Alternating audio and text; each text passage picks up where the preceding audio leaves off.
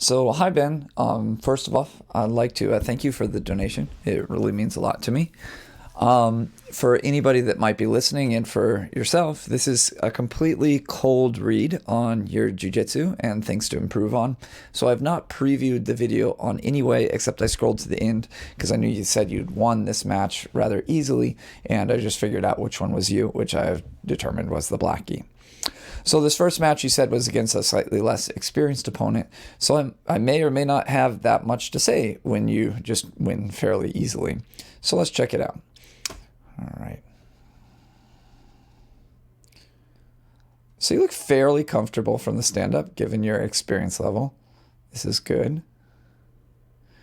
Little problem here. So this is a little bit dangerous in this situation because you see right here your lead leg is really out quite close to his. You guys are like very close to touching knees, and this can easily just come in and snatch up a single leg right here. So you want to be a little bit more careful about like distance management when you tie up. And I noticed that you're using no-gi grips, and there's nothing particularly wrong with that. I would prefer that if we have the gi on to use the collar grips and things like that. It's a little bit more control. It's just a bit like wrestling, but turbocharged when you use the grips on the collars. But nothing wrong per se as far as the tie-ups. I would just prefer a collar grip. So let's see what your idea here is. Clearly your idea is not to pull guard because you can already sense that because you're not going in there and making grips and maybe hoping for the right grips for you to pull guard. You're not doing that. So it looks like you have a takedown strategy. Reaching for a single leg.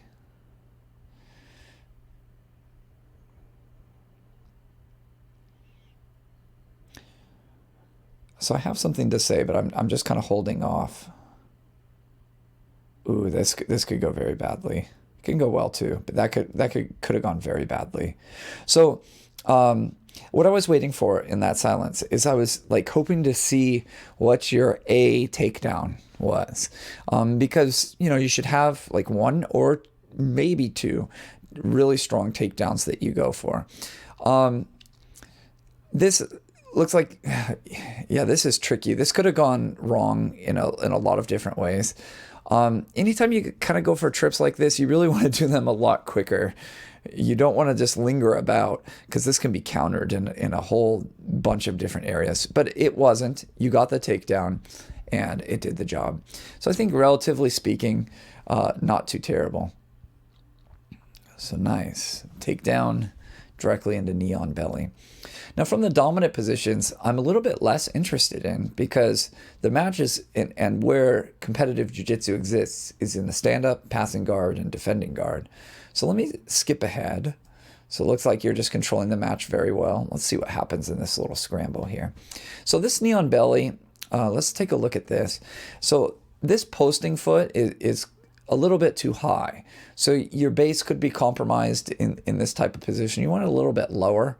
I wonder if that's why you lose the position. If you, yep, kind of working for the back, the high risk back take, which it looks like just given the time remaining, it looked like it works out for you.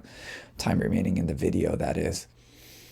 Yeah, but this gives him that gave him a lot of space to be able to recover, and kind of came from that instability that I was talking about. It was like you had an idea to take his back by sitting, not really a solid option in that particular position to try and sit and take the back.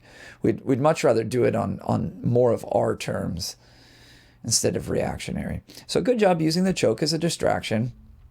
I don't think I've contributed anything too valuable at this point, but I am learning about your game, and that's one thing that I really like about doing like a cold analysis is that I learn about your game, and as we continue on and look at the matches, we can come up with some things.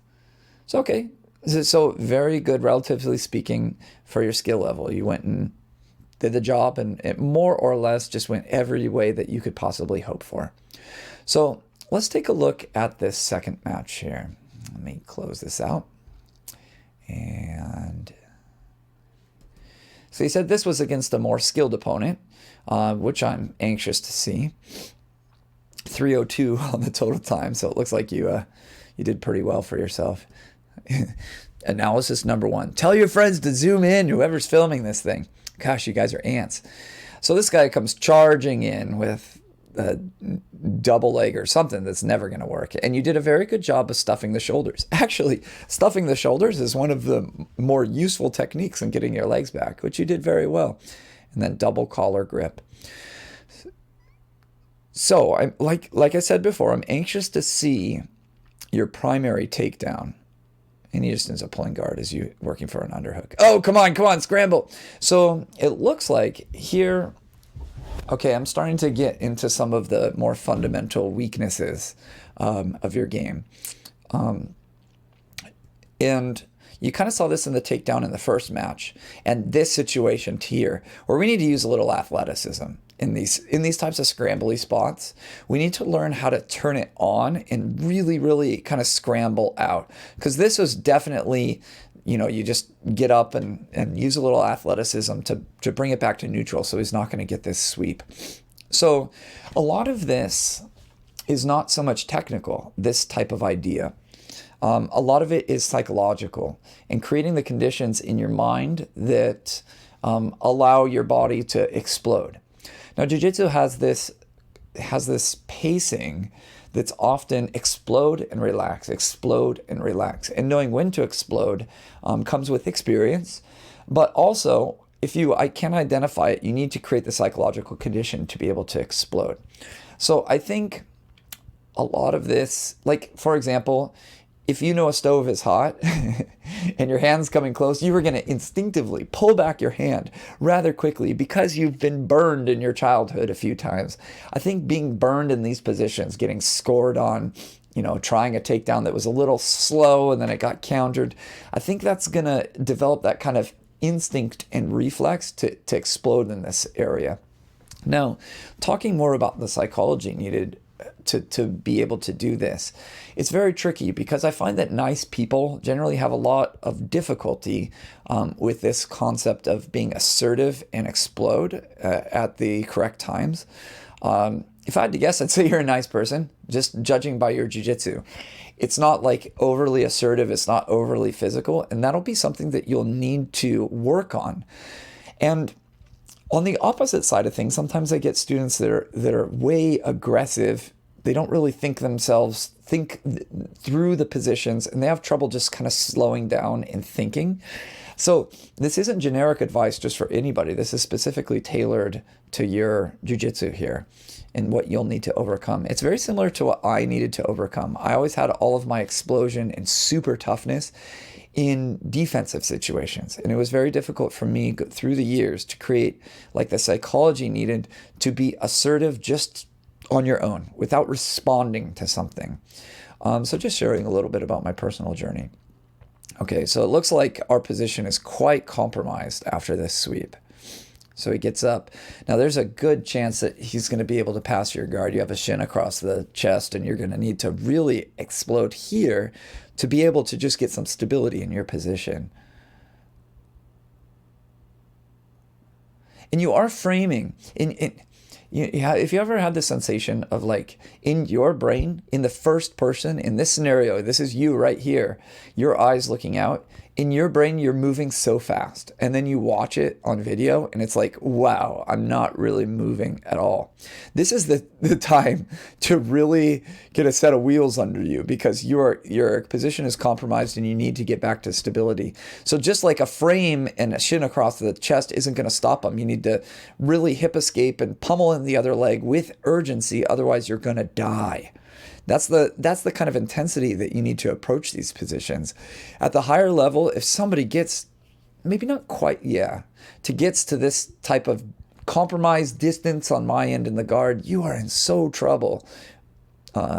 So just food for thought. That stove is going to burn you unless you move. You got to move.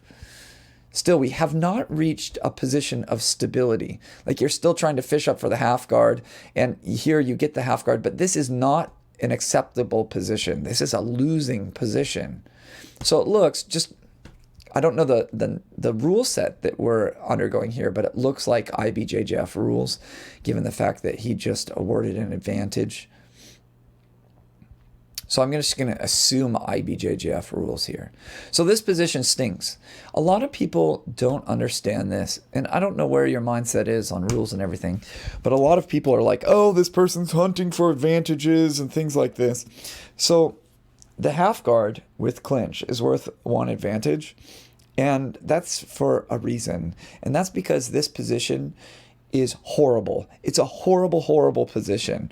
And I think at the younger belts, you don't quite, I think you know it's bad. Like everybody knows this is bad, but just not how bad. The appreciation for how terrible this position is will maybe inform you to fight a little bit harder so he doesn't get to this spot. Because honestly here, there's no great answer. I mean, the great answer is to hip escape, really. That's going to be most of what the majority of competitors are going to try. Some might try and convert it to a more offensive half guard. But you are losing big time.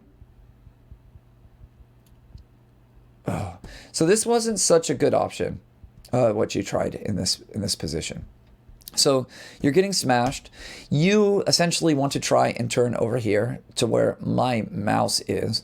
I don't think this should be new information per se, but because this cross face, this left arm face underneath your neck is turning you towards the referee, instinctually you kind of are like, oh, maybe I'll just try and push him over. And his base isn't so good. Maybe it might have worked. But this is not going to be so effective most of the time in just a non-technical way, just basically bridging and hoping it works out for the best. Kind of grabbing around here. He just basically mounts at the time that's perfect and is going to get 7. So where it went wrong, this is something that I find that a lot of people have trouble identifying, is where it went wrong. Your conclusions after the match might be, I need to work on my half guard. And this is not half guard. This is like getting smashed. This is nearly just having your guard passed. So let's back it up further. And where is that bottleneck? So the bottleneck is really the bottleneck is what I was saying about getting swept. You need to fight that sweep. But let's just say that the sweep is unavoidable. Let's just accept that for a second, that you couldn't scramble up. This situation needs to be high energy output, frame, hip escape, like your life depends on it, man. Yeah, so you can get some stability, get some positions that you could attack. That is the bottleneck, arguably fighting the sweep as well. Oh, where did we go? Did you retain? So it looks like you're retaining guard. So it's some good escapes. Let's take a look and how you do that. So a bump to bring your elbow on the inside. Oh, nice elevation of the hips. A lot of people don't know this escape very well. So on top. So you can catch a lot of people by surprise. But here's the trick. Here's the trick.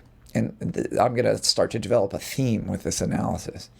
Is that you escaped the mount on a technical level. Yay, good for you. But we didn't go that extra little bit and actually get a position that would be useful to us. Easier said than done, Dan, right? Well, that's where you need to have your energy output. True, you escaped the position right here.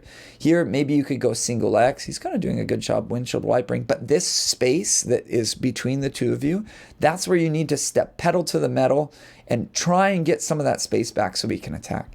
There's a good chance that he's going to score another 7 because we don't really have a workable position. Watching that back arm too, but it's pointless. I don't even really want to talk about this position. I want to talk about what are the factors that led us to this position. Oh no, he's gonna windshield wiper. Get it back, please. Get the half mark back. Yeah, this is a theme. I remember when I learned this lesson really well. Sadly, it was that purple belt. I was rolling with Honest Gracie. Not really well-known Gracie. Kind of stopped. Got into multi-tiered marketing. Gosh, and Bitcoin. Let us not speak of this anymore. But he was very good at jiu-jitsu, world's medalist. I was rolling with him. I was a belt under. Maybe I was a blue belt. And I was in the half guard. And I just was getting smashed, kind of like you. And I just decided to bridge, just for all that I had. Similar to what you did in the first time. And I bridged, and he just like windshield wipered off and mounted or went to side control. And I was like, oh, I forgot to hold on to the half guard. It's like so seemingly basic, and it just didn't seem to click with me until then. Like whatever I'm doing, I have to hold on to the half guard. So here, right there, you released all control of the half guard. And look, here, there's nothing preventing him from a windshield wipe. He like tried. He could just sprawl his leg around, like kick a leg. And it existed here. Like, oh my gosh, you can. That was like way too long, way too slow of a reaction on both of your parts. So just watching that sequence, just that right there, if that's all you gave me, I'd say I'm watching white belts. And let's say I couldn't see the belts.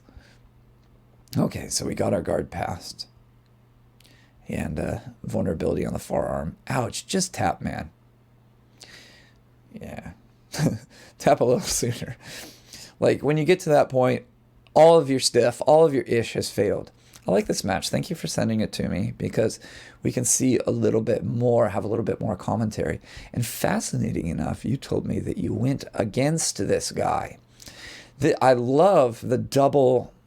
Again, I love the double chemistry of the match. Yeah, it's the same bald guy.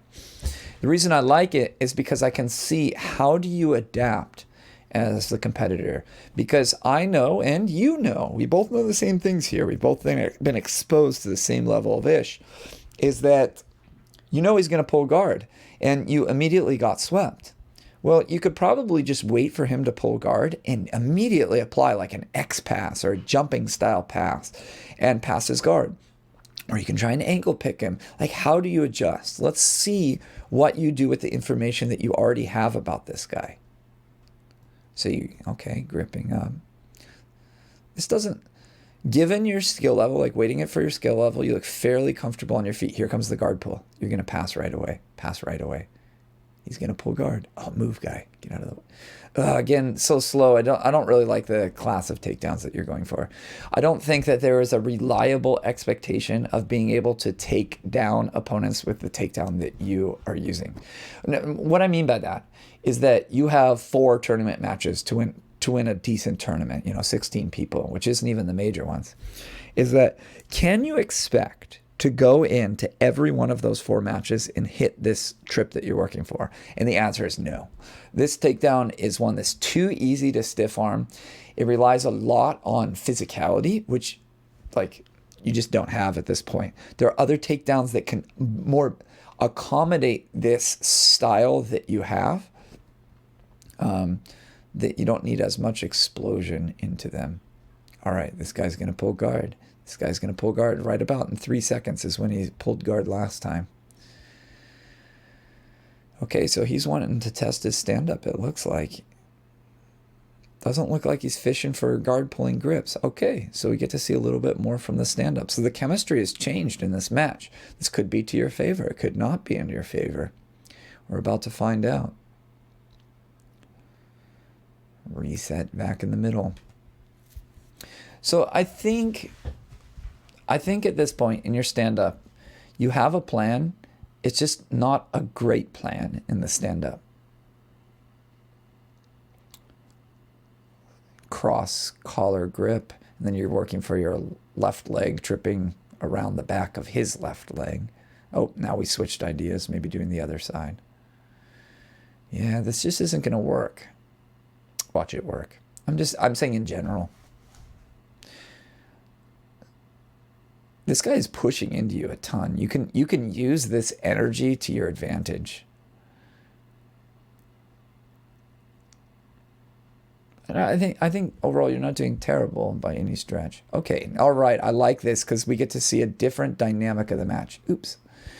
All right, I have stuff to say. Hang on. Let's go back. Because this is the most critical area of jiu-jitsu. If you're going to pull guard, the guard pull itself is the most important moment of the match.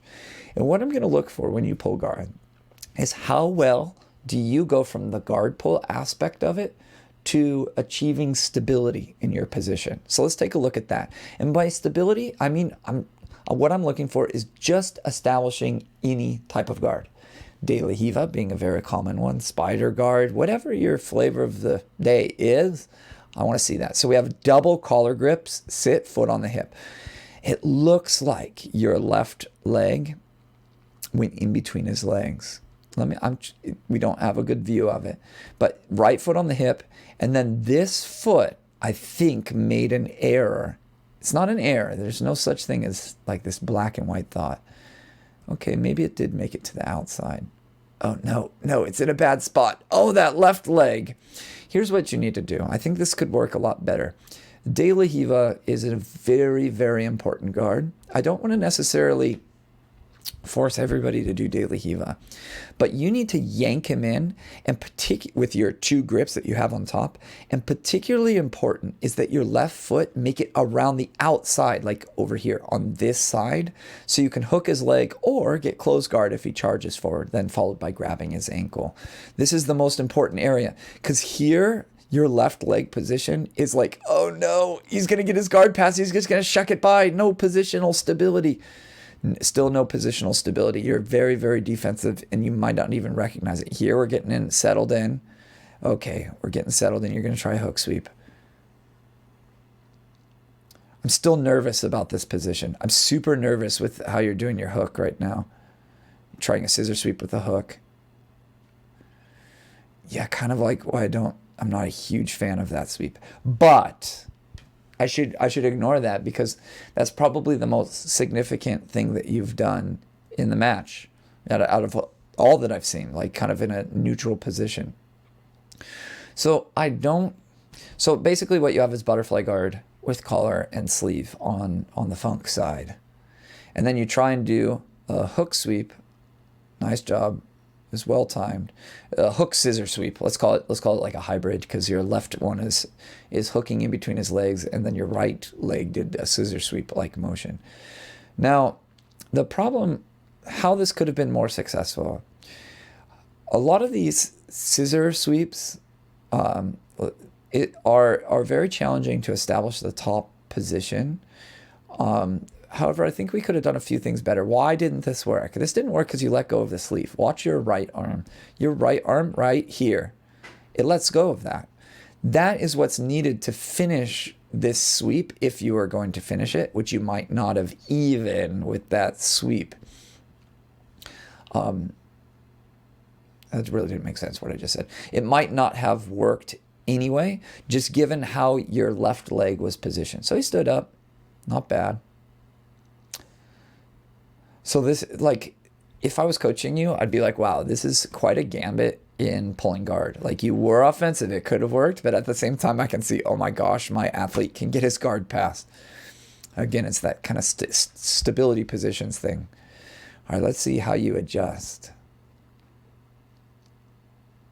Definitely doing better in this match. And that's largely because this other guy, he should just stick with the same formula. He should pull guard and sweep you. If it worked once, it's going to work again. Or more likely to work again. All right.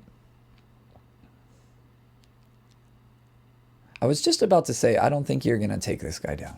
I don't think you seem reasonably comfortable in the stand-up, but just not offensive enough. So single leg countered with guillotine. By the way, illegal IBJJF, this position. So I don't know if it's IBJJF.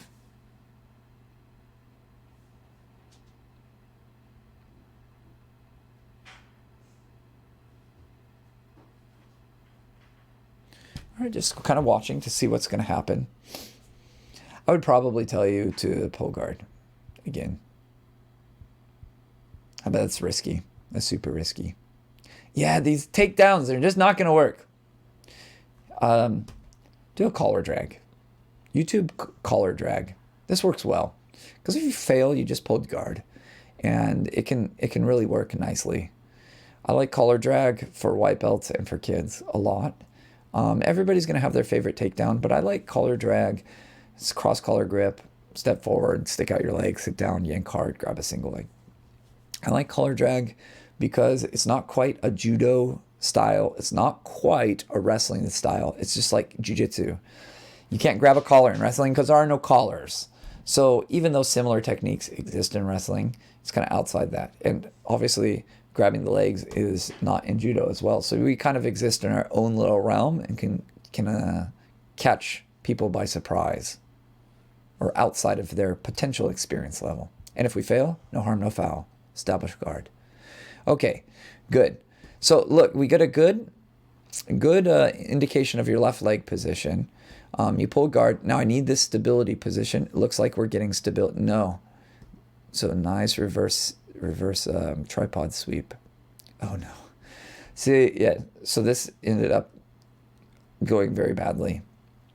So I would almost like you to just establish a position. It's like here we're almost established in the De La Riva. And there's a balance to be had between attacking right away and finding your stability. And to be honest, at white belt, I would much prefer that the white belts find the stable positions. Get in De La Riva with the collar grip on the funk side. This guy's not going anywhere too fast in the De La Riva.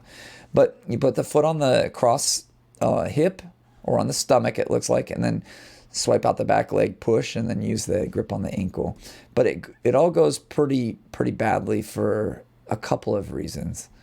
You'd really want this right leg of yours to be not as much behind the knee, because it kind of gives him that folding power.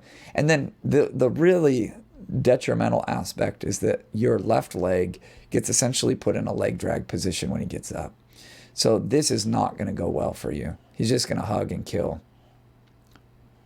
So it's very important. Yeah, here, I'm about to give you a nugget of information. It's very important to look at a sweep objectively and say, what happens when I succeed with the sweep? And in this case, the reverse scissors or a reverse tripod sweep is going to get you 2 points. So it's like, great, that's cool. What happens when this fails is a question that people don't ask themselves a lot. What happens when this fails is that you've lost all of your grips in your positional, in your position that you started from, which is going to be De La Riva in most cases. So you go for the sweep, he gets knocked over, he gets up, that's a common outcome of when it doesn't work, and you have no stability again. So for that reason, it's of medium-high risk when you try it. So this profile I don't really favor, of like a mid-reward with a mid-high risk. So that's a way to interpret like a lens from which to view other sweeps, because we can't get good at everything. Why not focus on a class of movements that has low risk with high reward, or at least more towards that end of the spectrum? Because here we've lost all initiative in the match. Let's see what's going to happen. I'm not really as interested in this part, because this part we've already lost on the bottleneck. Yeah, definitely. There's that high risk aspect for when it doesn't work out. Yeah, a lot of people just plan for success. They don't plan for failure. Let's see if you were able to escape last match. Probably a little bit more gassed. Looks like something does happen. Let's take a look. Even though this is a moot point, these are not the skills that win matches. Maybe 1 out of 20, or even more than that, you're going to be able to rally from this position. Oh my gosh. Super risky on his end. Like, why do that? Okay, so there were a couple of nuggets in this analysis. The first is we need to establish this stop sprint mentality. We need to have a fifth gear during some of these scrambles and when you go for sweeps. You have to summon the hammer of Thor whenever you go for a sweep. It has to be bah! You have to put everything you have into this very short period of time, and then when you get on top, you tighten up again. Or when he nearly sweeps you, bah! You got to put everything in it in that moment and then go back to cruising. So I address the psychology of that and saying, maybe say a curse word in your head. No way this guy is going to sweep me. Like, you could use your pride if that's something that I don't sense this in your grappling. But pride can be used to fight that. Creating some sort of... but anyways, let's go on to the next thing. The next thing is achieving positions of stability, which is a common theme I have with white belts. You have to find those positional stability and then weighing what sweeps are you going to focus on with a risk-reward benefit. So anyways, I hope that my comments were helpful to you in some way and that we could maybe improve. Actually, before I wrap this up, I think I could maybe suggest to you some drills that you could practice. This is one that I do quite often at my gym to help develop that kind of fight mentality that seems to be lacking. Is let's start yourself on top in De La Hiva and have your opponent apply a tripod sweep to you. Just like a simple tripod sweep. You're obviously familiar with tripod sweeps. And he'll have control of your pants with the tripod sweep. The drill becomes live as soon as your butt hits the mat. So you'll allow him to knock you over. Your butt hits the mat. Boom, it's live. And you win if you're able to just come back on top and not give up points. He wins by scoring points. So you might fight it with putting everything that you have, and he might come up on a single leg. You have to fight that single leg. You get to neutral. Yay, you're the winner. I think this type of training will develop a little bit more of the intensity on those critical areas. So just wanted to maybe suggest that type of drill to practice on a regular basis before I wrap this thing up. Now let's wrap it up. I'd like to say thank you for your donation. It means a lot. And happy rolling.